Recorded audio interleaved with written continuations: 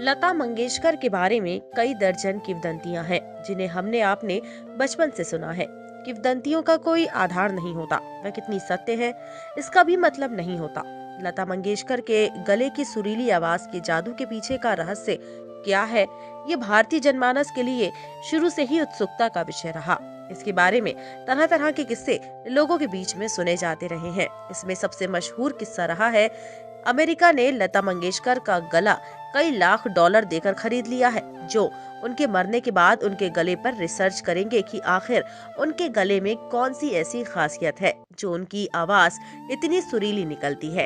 अब लग रहा है कि ऐसे महान लोगों की महानता के बारे में ऐसी कथाएं प्रचलित हो जाती हैं। ये किंवदंतियां कथाएं ऐसी ही किसी आम व्यक्ति पर नहीं प्रचलित होती। इसी तरह की कथाएं लता मंगेशकर जैसी महान आत्मा पर ही बना करती हैं।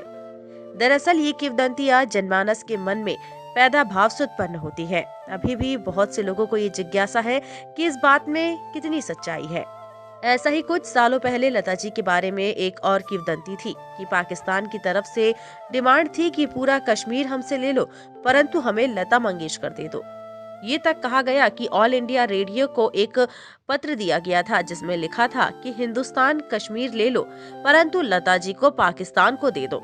लता मंगेशकर जी की आवाज के दीवाने पाकिस्तान में भी बहुत है। पाकिस्तान की महान गायिका नूरजहां का नाम उसमें सबसे ऊपर आता है। नूरजहां ने एक बार कहा था कि लता एक है, उनके जैसा कोई दूसरा पैदा नहीं हुआ।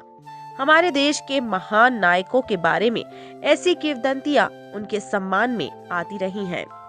लग जा गले के